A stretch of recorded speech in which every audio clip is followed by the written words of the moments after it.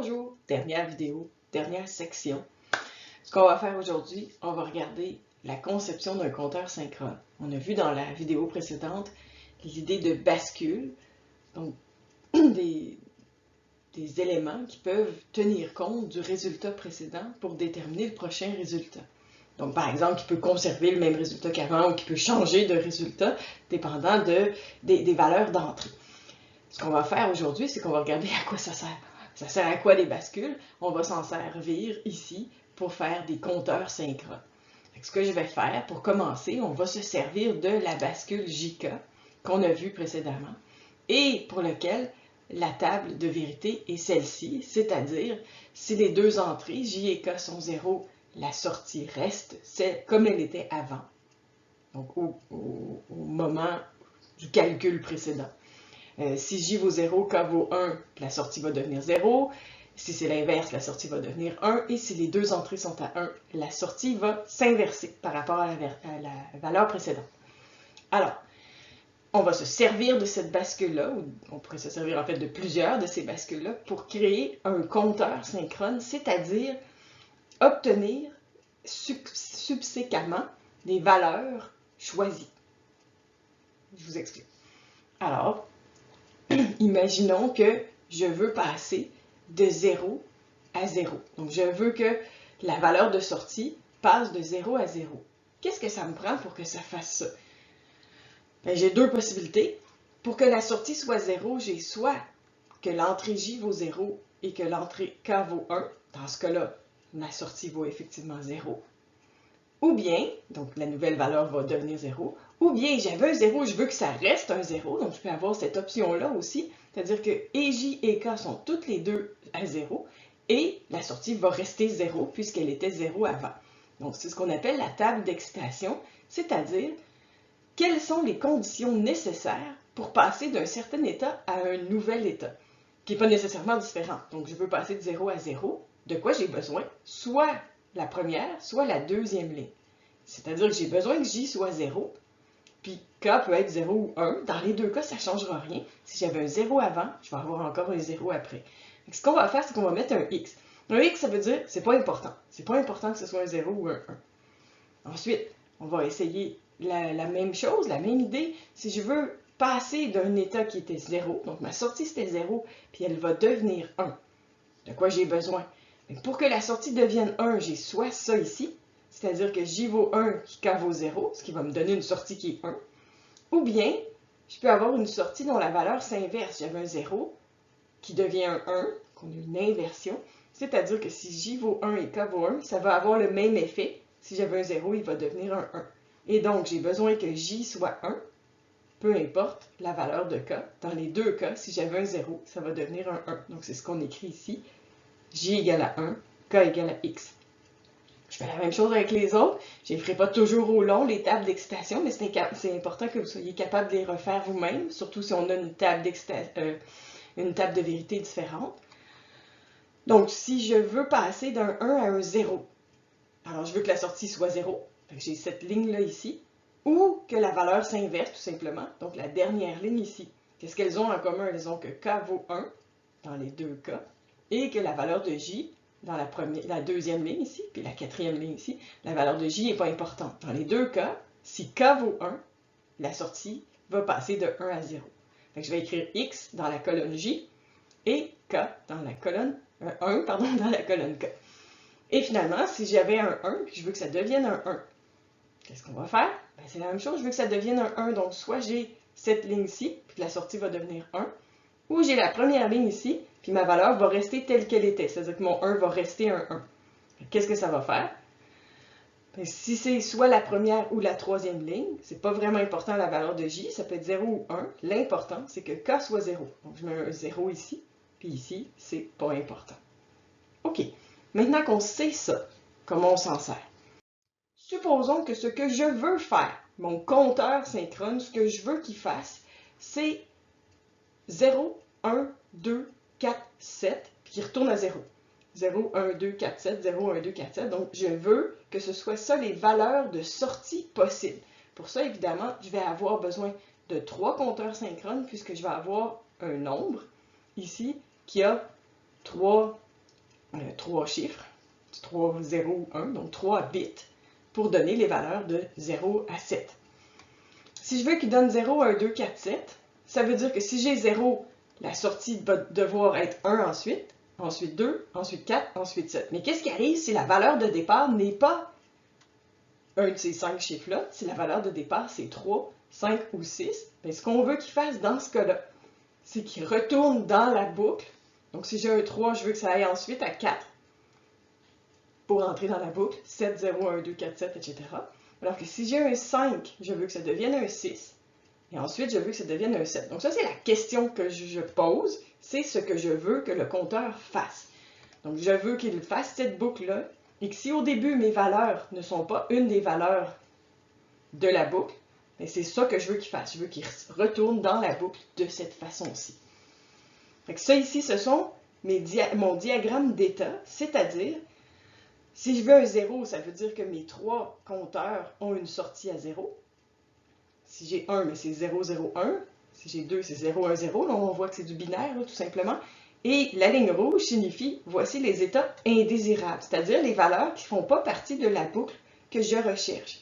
Mais les valeurs dont il faut se sortir quand même, c'est-à-dire si on a cette valeur-là au départ, il faut qu'il trouve une solution, il faut qu'il ramène ça dans la boucle. C'est ça que je veux construire. Donc, je souhaite construire un élément, un circuit qui va nous donner cet effet-là. C'est ça l'objectif de toute cette section-ci du cours. Alors, je reprends l'idée. Si j'ai initialement un 0, donc 0, 0, 0, l'état suivant, ce que je veux que ça fasse, c'est 0, 0, 1. Si ma valeur initiale, c'est 0, 0, 1, je veux ensuite que ça aille à 2, 0, 1, 0. On se rappelle, 0, 1, 2, 4, 7. Ce que ça va nous donner, c'est ceci. Donc, si j'ai 2, l'état suivant, c'est-à-dire le prochain coup, ça va être 4, 1, 0, 0. Si j'ai 4, 1, 0, 0, je veux que ça devienne 7, 1, 1, 1. Si j'ai 7, je veux que ça retourne à 0. Et ce qu'on a vu tout à l'heure dans la table d'excitation, c'est que si j'ai 3, 0, 1, 1, encore une fois en binaire, on n'oublie pas. Donc si j'ai 3, je veux que ça devienne 4. Puis quand ça va être 4, on va retourner ici. Puis ensuite, ça va faire 7. Ensuite, 7, ça va donner 0, puis ça va retourner en haut. Si j'ai 5, 1, 0, 1, je veux que ça devienne 6, 1, 1, 0. Et si j'ai 6, 1, 1, 0, je veux que ça devienne 1, 1, 1. Fait que l'idée, c'est juste de lister l'ensemble des valeurs possibles, idéalement dans l'ordre qu'on veut que ça se suive, là, juste parce que c'est plus facile à voir. Et une fois que j'ai chacune des valeurs possibles, je liste la valeur que je veux que ça devienne quand j'ai ce chiffre-là au départ. Alors, comment je vais faire ça? Ce que je vais faire, c'est que je vais utiliser ce qu'on a vu tout à l'heure, qui me dit que si j'ai un 0 ici, et que je veux que ça devienne un 0, ça veut dire que sur mon compteur C, on voit qu'il y en a 3 ici, là, il y a le compteur A, le compteur B, le compteur C, chacun d'entre eux me donne un des bits qui me permet de déterminer le résultat de sortie. Donc j'ai 3 bits, ce qui me donne tous les chiffres de 0 à 7. Pour passer de 0 à 0, on a vu, de 0 à 0, on a vu tout à l'heure qu'il faut que J soit 0 et K n'est pas important. Donc je vais mettre un X. Je vous rappelle la table d'excitation de tantôt, qui est ça ici, c'est-à-dire, regardez-la, là, en fait, si vous pouvez la noter ou l'imprimer en ce moment, ça va vraiment vous aider à suivre ce qui s'en vient. Donc, cette table-là qui me dit comment doivent être les entrées de chacune de mes bascules pour créer le compteur synchrone, mais pour créer les effets désirés, donc pour passer de 0 à 0, 0 à 1, etc. Parce que là, ce qu'on va faire, c'est qu'on va appliquer cette table-là sur tout le gros tableau de tantôt, ce qui va me donner ceci. Bon, je le sais que c'est un petit peu inquiétant quand on voit tout ça, mais en fait, il faut juste y aller étape par étape. Comme on a vu tout à l'heure, de 0 à 0, j'ai besoin que ce soit 0 et x. Et si je veux passer, par exemple, si je regarde le A qui est ici, pour passer de 0 à 1, on a vu dans la table d'excitation que ça nous prend J égale à 1 et K égale à x. Puis on le fait pour chacune des combinaisons. Je veux passer de 1 à 1 ici. On voit, ça c'est la bascule C. Si je veux passer de 1 à 1, j'ai besoin de x0. Donc ça, c'est pour ça que je vous ai dit de noter la table d'excitation parce que ça va être vraiment pratique. Donc ça ici, tout ça, ce sont les valeurs d'entrée nécessaires pour passer de l'état qu'on avait au prochain état qu'on veut que ça donne. Donc, si je prends cette ligne-ci, juste pour donner un exemple, bien, on va partir de la bascule C. Passer de 0 à 1, c'est 1x. Passer de 1 à 0 pour la bascule B, ça me prend x et 1 comme entrée de cette bascule-là. Et pour passer de 0 à 0, j'ai besoin de 0 et x à la bascule A, qui me donne le premier bit, là, celui qui est complètement à droite. Il faut faire attention puis le faire tranquillement. Chaque erreur va créer des erreurs dans votre circuit ensuite. Qu'est-ce qu'on fait ensuite? Bien, on va faire des diagrammes de Carnot. On va faire un diagramme de Carnot pour chacune des colonnes, chacune des 6 entrées qui sont représentées dans notre tableau ici et qui correspondent aux entrées de nos 3 bascules qu'on utilise dans notre circuit. Alors, qu'est-ce qui va se passer ici? Bien, ce que je vais faire, c'est que je vais regarder la valeur d'entrée de A, B et C. Et donc, si les 3 valent 0, donc non A, non B, non C, je dois placer dans mon tableau la valeur 0. Si j'ai A, non B, non C, on voit A vaut 1, B vaut 0, C vaut 0. Alors, si j'ai A, non B, non C, je dois mettre un 0 aussi. Ça, c'est la position de mes deux 0 et la position de mes deux 1. Fait qu'on va faire un tableau, un diagramme de Carnot, tel qu'on en a fait plusieurs dans la section précédente, c'est-à-dire comme ceci. J'ai non A, non B, non C, donc je parlais tout à l'heure. Donc, je vais retrouver le 0 qui est ici. Et j'ai aussi un 0 quand A vaut 1, B vaut 0 et C vaut 0, qui est ici. Je vais avoir des 1, puis vous pouvez vérifier dans le tableau de la page précédente pour être sûr. Quand A vaut 0, B vaut 1 et C vaut 0, donc non A, B, non C. Et j'ai un 1 quand A et B sont 1 et C vaut 0, comme ça ici.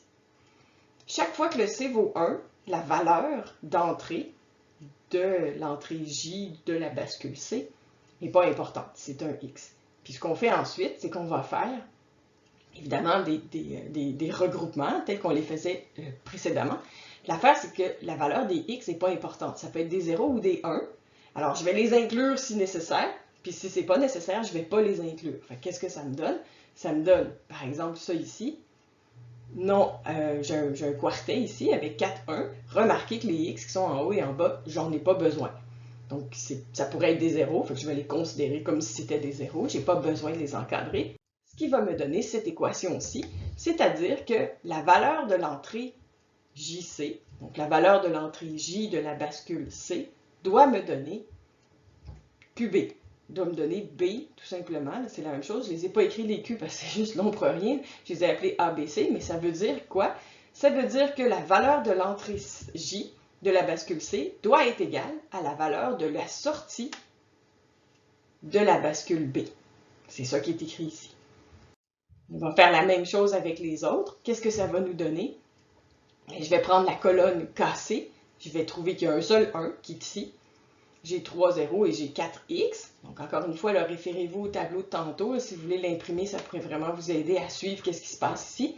Donc, ce que vous allez observer, c'est des valeurs. En fait, il y a juste un 1. Donc, je vais l'encercler comme ça ici. Et ce que ça me donne, c'est A fois B, donc peu importe la valeur de C. Puis A fois B, c'est QA fois QB. Ça veut dire quoi? Ça veut dire que l'entrée C doit être égale à la sortie de A fois la sortie de B. Même chose avec le suivant, c'est-à-dire qu'on va placer tous les 1, les 0 et les x tels qu'on les trouve dans la colonne JB. Il y a un seul 0, il est ici, ce qui fait que la plupart des valeurs peuvent être des 1. Il y en a qui sont des 1, je dois absolument les encercler. Et je les encercle dans les plus grands regroupements possibles. Fait qu'on voit que je peux faire ce regroupement-là ici, qui est toute la colonne C. Donc ça, c'est C. Et je vais ajouter à ça ce regroupement-là ici, qui est A. On voit qu'on a le A dans les deux lignes. Le B n'est pas important, j'ai B puis non B. Le C n'est pas important non plus puisque j'ai C et non C. Et donc, ce regroupement-là ici, c'est A. Ça veut dire que ça, c'est A plus C. QA plus QC, comme on le voit dans l'équation ici. Puis on continue comme ça, on va faire toutes les colonnes. Je fais la colonne KB, je vais trouver, encore une fois, dans la colonne KB, il y a un seul 0 qui est ici. Donc je vais essayer encore une fois de faire les regroupements les plus grands possibles. Là, encore une fois, là, je vous recommande très fortement de prendre le gros tableau tout à l'heure puis d'essayer de voir si vous êtes capable de faire vous-même les diagrammes de Carnot qui sont ici ou de comprendre d'où viennent les 1 puis les 0 puis les X. Parce que c'est sûr que si vous n'êtes pas capable de passer d'un à l'autre, tout le reste va devenir très mystérieux. C'est une étape qui est hyper importante. Donc, ce qu'on va avoir ici, on a la colonne non C qui est ici. Et ici, j'ai le regroupement qui est en fait A, comme tantôt, c'est le même regroupement que dans le précédent. Donc, j'ai A plus non C, ou QA plus non QC. La colonne JA, c'est quoi? Encore une fois, j'ai un seul 0 qui est ici, et j'ai des 1 qui sont là. Et là, comment regrouper tous ces 1-là? Je ne peux pas les regrouper juste ensemble à cause du 0 qui est ici. Je n'ai pas le choix de faire deux regroupements. Je vais faire ce regroupement-là ici, qui inclut plein de X, c'est correct. Et je vais regrouper le dernier 1 qui est ici, mais pas juste avec son voisin, mais bien avec les deux qui sont en bas ici, d'où mon regroupement qui est là. Ce regroupement-là, le bleu, c'est non B. J'ai non B ici et là. C'est la seule chose qu'ils ont en commun, toutes ces valeurs-là ici, là, les 4, les deux en haut et les deux en bas. Alors que cette colonne-là, c'est la colonne C. Donc, c'est QC plus non QB, qui est le non B qui est ici. Et finalement, on achève, c'est-à-dire l'entrée KA. L'entrée KA, il y a juste des 1 puis des X. Fait que qu'est-ce que je fais? Ben, je vais dire tout simplement, il y a juste des 1 puis des X. Fait que la valeur de KA, ça peut être juste 1, puis c'est correct. C'est-à-dire que mon entrée vaut 1. Je vais la brancher directement sur le 5 volts ou directement sur ce qui fournit la tension à ce circuit-là. Fait que ça, c'est les 6 équations qu'on vient de trouver. KA égale à 1, KB égale non QC plus QA, KC égale QA fois QB, JA égale non QB plus QC, JB égale QA plus QC et JC égale QB. Ça, c'est exactement les équations qu'on a trouvées à partir du diagramme de Carnot. Maintenant, le bout, le fun, comment on fait un circuit avec ça? Alors, je vais prendre mes 3 bascules, comme ça ici, pour lesquelles j'identifie chacune des sorties, QA non A, QB non QB, QC non QC, et mes entrées, chacune, JA, KA, JB, KB, JC, KC. Et là, ça, c'est mes équations, je les ai réécrites dans le coin en haut pour pas qu'on les perde. On va brancher l'ensemble de ces circuits-là sur le clock, c'est-à-dire juste dire, ben, j'ai un signal d'horloge qui vient d'un seul endroit et évidemment, chacune de mes bascules reçoit le même signal d'horloge au même moment. Ça, c'est important. Ensuite, je vais me servir de chacune des équations qui est ici pour faire du filage. Regardez, ça va être super joli. Premièrement, on va identifier chacune de nos sorties, QA, QB, QC, qui sont en fait juste les sorties de mes 3 bascules que j'avais en haut. Et ensuite, on va relier entre elles, pour chaque entrée, la valeur de l'équation nécessaire. Donc, qu'est-ce qu'on a dit? On a dit JC doit être égal à QB. Et ce que ça veut dire, c'est que je vais partir de QB ici, puis je vais me rendre à l'entrée JC. Je veux que la valeur de l'entrée JC me donne QB. Ça me donne la même chose que la sortie de la bascule B. C'est ça que je fais, je les branche ensemble, tout simplement. Ensuite, je veux que KC soit QA fois QB. J'ai déjà QB que j'ai emmené jusqu'ici, qui est ma ligne orange. Je vais la brancher ici pour la mettre dans une porte E. Je vais brancher aussi à ça, je vais faire fois QA, la sortie de la bascule A, donc QA ici, c'est ma ligne mauve qui est là, que je vais brancher dans l'autre entrée de ma porte E. Fait que ça me fait quoi? Ça me fait QB fois QA, qui est la valeur que je veux qui entre dans l'entrée K de la bascule C. C'est ça que j'ai fait. J'ai branché les deux entrées de façon à ce qu'elles correspondent aux équations qui sont là. Je vais faire la même chose avec la bascule B. D'abord, l'entrée JB, qui est QA plus QC. Fait que je prends le QA que j'avais déjà ici, qui était ma ligne mauve, que je vais faire entrer dans une porte OU pour faire QA plus QC. Donc, je vais ajouter à ça la valeur de la sortie QC qui est ici, qui est la sortie C de la la sortie Q de la bascule C, donc qui est la petite ligne rouge qui est ici. Donc, je vais rentrer ça dans une porte OU, ce qui me fait bien le plus, qui est là dans l'équation. Donc, QA plus QC, que je branche à l'entrée JB. Et KB, je veux que ce soit QA fois non C, pardon, plus non C. Qu'est-ce que je vais faire? Bon, excusez, c'est un peu laid. Mais là, j'ai toujours mon QA, qui est ma ligne mauve, qui est ici, que je vais brancher dans une nouvelle porte OU. Ça, c'est mon QA. Plus la sortie non C, qui est ici, que je vais brancher juste avec la petite ligne verte qui est là. Donc, j'ai une nouvelle porte OU qui s'en va comme ça. KB,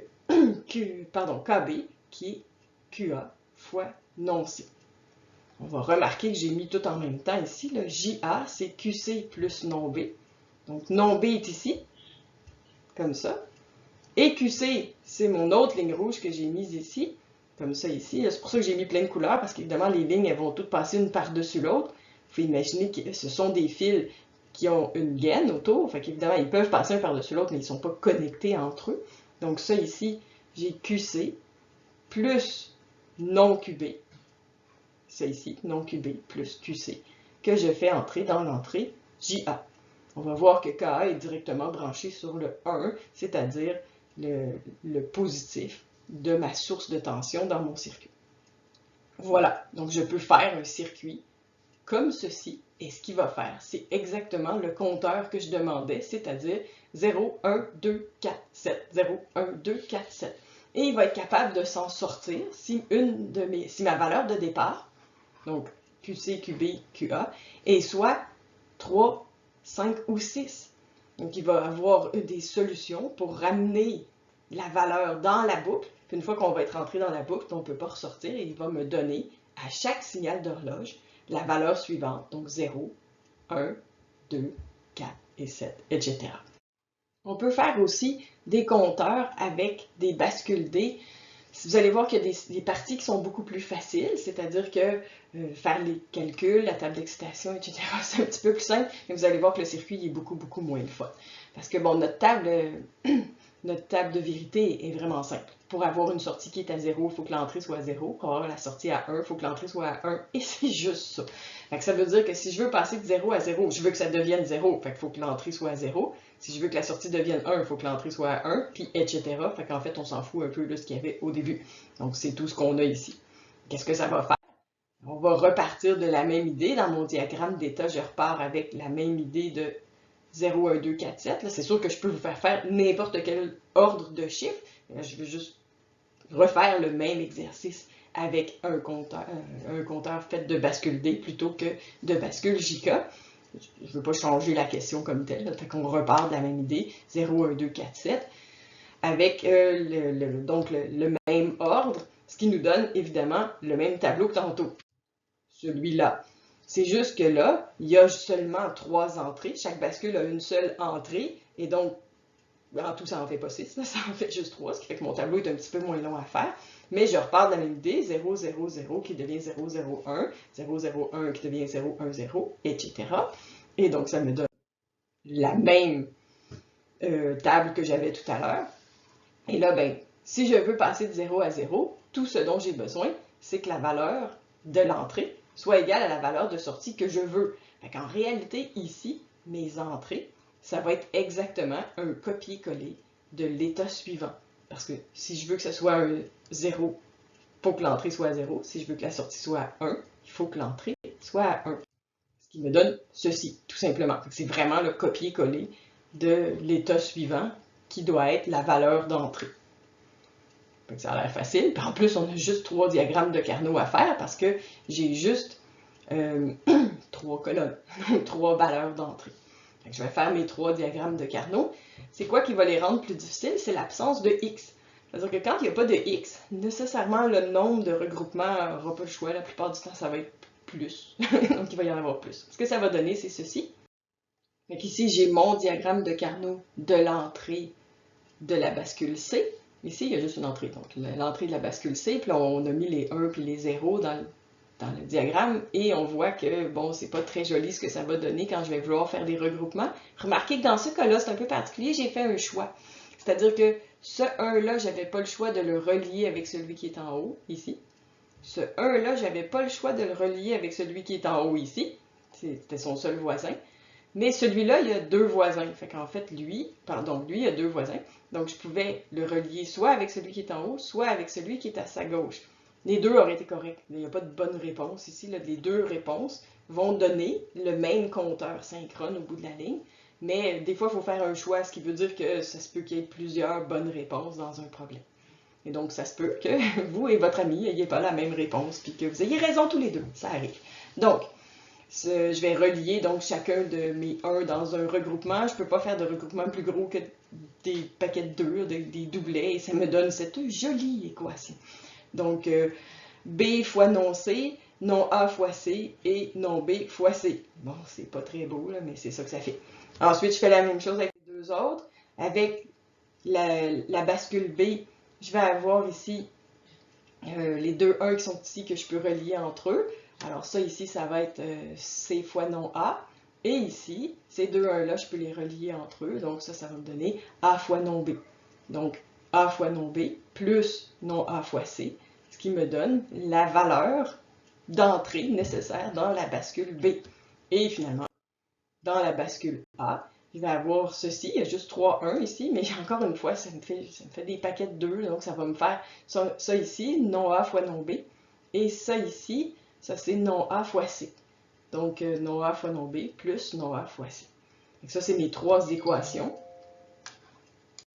Je les recopie ici. Elles sont vraiment, vraiment moins jolies que celles dans quand on a fait le problème avec les bascules JK. C'est des équations beaucoup plus longues.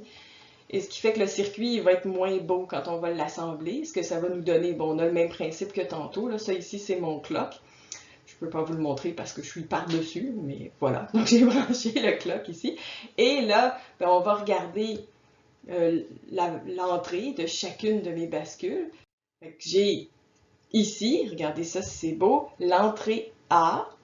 Ici, c'est non A fois non B. Donc, j'ai non A qui est ici, que je branche avec le non B ici, avec une porte E. Donc, ça, c'est non B fois non A.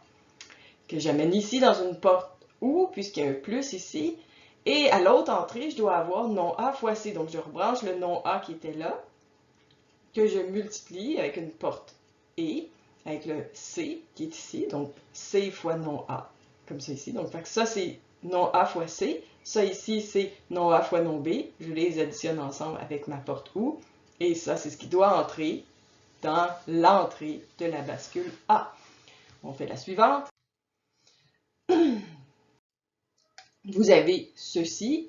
Donc, l'entrée B, je vais avoir non A fois C. Là, c'est le fun parce que non A fois C, je l'ai fait ici. Fait que j'ai le droit de le réutiliser. Vous voyez, le non A fois C, il allait dans l'entrée A, mais je peux le réutiliser dans l'entrée B. On ne fait pas exprès de refaire le même calcul quand ce n'est pas nécessaire. Puis vous allez remarquer, qui est aussi dans l'entrée C, de la bascule C, pardon. Fait que, bon, on va se servir de cette partie-là plusieurs fois. Et là, donc, j'ai mon non A fois C que je dois additionner avec ma porte OU qui est ici à A fois non B. A fois non B, donc j'ai branché le A ici avec une porte E, avec l'autre entrée qui est branchée au non B. Donc là, j'ai A fois non B ici, plus non A fois C, et ça, c'est ce qui doit entrer ici, dans la porte B. Puis ça, c'est ce que ça donne quand je le fais au complet. C'est-à-dire qu'on a le non A fois C qui est ici, comme ça, qu'on avait utilisé tantôt et qu'on réutilise ici. On a le non C fois B. Donc là, j'ai non C qui est ici, non C comme ça. Le B qui est ici, non C fois B. Ça, c'est la porte qui est là. Et ici, j'ai non B fois C. Ça ici. Donc, non B qui vient d'ici. Le non B, c'est ma ligne jaune que j'ai rajoutée ici, qui est branchée à la sortie non B, comme ça ici. Et le C, qui est là, que j'ai branché ici aussi. Tantôt, on l'avait utilisé pour aller ici. On en a besoin pour venir ici maintenant, donc la sortie C. Donc là, je fais la somme avec ma porte OU de ces trois termes-là, c'est-à-dire B fois non C, non B fois C et non A fois C. Donc la somme de tout ça, c'est ce qui doit entrer dans la bascule C. Et ça, c'est le compteur synchrone qui va me permettre d'obtenir la boucle dont on parlait tantôt. Évidemment, vous allez remarquer que si le but, c'est de faire le circuit, c'est probablement une bien meilleure idée de le faire avec des bascules JICA qu'avec des bascules D. Parce que même s'il y a certaines étapes qui sont plus faciles, cette étape-là est vraiment plus facile avec les bascules JICA. Donc, si je termine ça ici, je vais avoir mes 3 sorties, QC, QB et QA, qui, au cours du temps, vont donner 0, 1, 2, 4, 7, etc. Et si les valeurs initiales, la valeur initiale, c'est une des 3 valeurs non désirables, bien elles vont entrer dans la boucle parce que c'est déjà prévu ce qui va se passer dans ce cas-là. Voilà. Donc ça, c'est mon compteur synchrone terminé. OK? Des exercices à essayer par vous-même. Même principe. Mais cette fois-ci, ce que je veux que vous fassiez, c'est un compteur synchrone qui va faire 0, 1, 2, 4. 0, 1, 2, 4, 0, 1, 2, 4. Et si vous avez au départ une des 4 valeurs indésirables, soit 3, 5, 6 ou 7, je veux que ça s'en aille direct à 0, dans tous les cas. Donc, pas de passer d'une... Non, si vous avez un des 4 états indésirables, l'état suivant, c'est 0, 0, 0. C'est ça l'objectif. Je veux que vous fassiez ces compteurs-là à partir de bascule D et à partir de bascule JICA. Je suis totalement consciente que c'est super long à faire, mais je vous le dis tout de suite, dans l'examen final, il y a un problème de bascule qui vaut 20% et je vais vous en faire un. Puis en concevoir des différents, c'est vraiment facile, je peux vous en donner un différent à chacun d'entre vous. Il suffit de changer l'ordre des chiffres et ça donne quelque chose de différent. Donc, c'est super important que vous l'essayiez, que vous le fassiez par vous-même et que vous fassiez chacune des étapes. Je vais quand même vous donner un petit coup de main. Avec les bascules D, voici les équations que ça va vous donner. Donc là, évidemment, je vous donne la réponse intermédiaire. Donc après avoir fait toute la table et avoir fait les diagrammes de Carnot, vous devriez obtenir ces équations-là. Voyez si vous y arrivez. Et avec les bascules JICA, vous allez trouver ceci. C'est-à-dire que chacune des 6 entrées vont être branchées de cette façon-là. Ça, c'est les équations. Voyez si vous y arrivez à ces équations-là aussi. Et ensuite, ben, il faut faire le circuit. Ça, c'est le bout de la fin. Il y a un autre type de problème qu'on peut faire avec les bascules, c'est ceci. Donc là, on a un compteur synchrone qui est déjà assemblé et donc qui est assemblé avec des bascules JICA qui fonctionnent quand le clock il va par en bas. Et là, on vous demande de déterminer quelles vont être les valeurs produites par le compteur synchrone en posant comme valeur de départ que les sorties A et B sont 1 initialement. Donc on l'a branché comme ça. La bascule A est branchée, la bascule A est branchée sur la sortie non B, les 2 entrées directement sur la sortie non B, alors que la bascule B, elle, est branchée, les 2 entrées sont branchées directement sur le 1. Donc, qu'est-ce qui va se passer avec ça? Qu'est-ce qu'on veut que vous fassiez? Regardons ça ensemble. Donc, ce qu'on veut que vous fassiez, c'est ceci. Vous avez le clock qui est ici, là, qui donne des valeurs qui varient 0, 1, 0, 1. Et à chaque fois que ça descend, on sait que les bascules vont faire un calcul. L'idée, c'est que on a déjà les valeurs de départ des sorties A et B, des 2 bascules en question, qui sont 1 et 1. Et là, on veut savoir qu'est-ce qui va se passer quand il va y avoir un signal d'horloge. Donc, notre circuit qui est celui-ci, j'ai comme valeur de sortie initiale, c'est écrit dans la question, là, que A est 1, puis B est 1. Fait qu'est-ce que ça veut dire? Ça veut dire que, initialement, les valeurs d'entrée de la bascule B, c'est 1 et 1. Et donc, qu'est-ce que ça va faire? Ça va faire en sorte que la sortie va s'inverser. Comme elle était 1, elle va devenir 0. Et là, si ça ici, c'est 1, ça veut dire que non B, c'est 0. Ce qui veut dire que les 2 entrées de la bascule A sont 0. Donc, j'ai 0 et 0, ce qui veut dire que la valeur va rester la même. Et donc, comme QA était égal à 1, elle va rester 1. Et donc, ce que ça donne, c'est ceci, c'est-à-dire que QA est resté à 1, QB est devenu 0, et maintenant j'ai 0, 1. Les 2 sorties, c'était 1, 1. Maintenant, c'est 0, 1. Je vous rappelle que le dernier chiffre ici, c'est toujours le A. C'est toujours dans l'ordre CBA. Donc, le chiffre le plus à droite, c'est toujours le A. C'est l'unité. On ne peut pas dire ça dans ce cas-ci, c'est un peu bizarre. Donc, qu'est-ce qu'on va avoir ensuite? Au prochain signal d'horloge, on a toujours mes deux entrées de la bascule B qui sont toujours à 1, ce qui veut dire que dans le cas de la bascule B, la valeur elle va tout le temps s'inverser. À chaque signal d'horloge, on va passer de 0 à 1, 1 à 0, 0 à 1, 1 à 0. Fait que 1, 0, 1, 0, 1, 0. Ça, c'est facile. Vous pouvez le dessiner tout de suite jusqu'à la fin. C'est fait. Ça, c'est facile. Maintenant, qu'est-ce qui va arriver ici? Bien, comme la valeur de B était devenue 0, ça veut dire que non B était devenu 1. Et donc, les deux entrées de la bascule A sont 1. Puis quand les deux entrées valent 1, la valeur va s'inverser. Alors là, la valeur de la sortie A ne va pas rester 1, elle va devenir 0. Ça va me donner ceci. Donc, la sortie A devient 0. La sortie B, elle s'est encore inversée. Et donc, maintenant, j'ai un 0. Qu'est-ce qui va arriver ensuite? Bien, QB va encore s'inverser, comme on a dit, ça s'inverse. Puis qu'est-ce qui arrive à QA? Bien, comme QB maintenant vaut 1, non B va valoir 0. Et donc, la valeur de QA va rester constante. Ça va rester une valeur 0. Et là, je suis rendue à des valeurs de sortie 0, 0. Donc, la sortie vaut 0. Qu'est-ce qui va arriver ensuite? Bien, en fait, c'est là qu'on va voir le pattern apparaître. Étant donné que QB vaut 0, ça veut dire que non B vaut 1.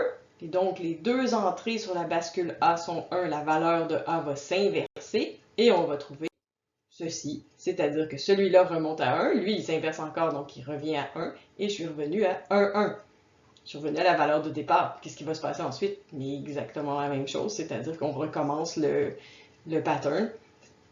On a 3, 1, 2, 0, 3, 1, 2, 0, etc. Donc là, rendu là, on a trouvé le pattern.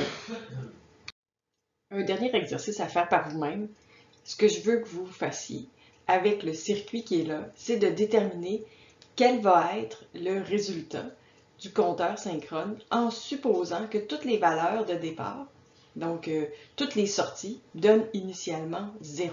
Donc toutes les sorties sont à 0. Et vous avez donc 4 bascules, ce qui veut dire qu'on peut avoir des chiffres qui vont aller de 0 à 15, vu qu'il y a 4 bits. Et là, ben, vous avez tout le circuit qui est là. Vous devez d'abord déterminer quelles sont les équations de ce circuit-là, donc pour chacune des entrées, et ensuite déterminer quel va être l'effet de chaque signal d'horloge. Donc, qu'est-ce qui va arriver à chaque coup? Je vais vous donner des indices pour voir si vous avez les bons résultats à mesure, mais c'est sûr que vous devriez d'abord essayer de faire cet exercice-là par vous-même avant de regarder ce qui se passe dans les pages suivantes. Donc, vous avez ceci. Donc, les équations, elles devraient vous donner ça. Lisez-les pas tout de suite. Puis ensuite, bien, vous devez déterminer quelles vont être les valeurs de sortie. Ce que ça va vous donner, en fait, c'est ceci. Encore une fois, ce serait mieux que vous ayez fait l'exercice avant de voir la fin. C'est-à-dire 0, 1, 2, 3, 4, 5, 6, 7, 8, 9, 0. Et voilà, ensuite ça recommence. C'est la fin.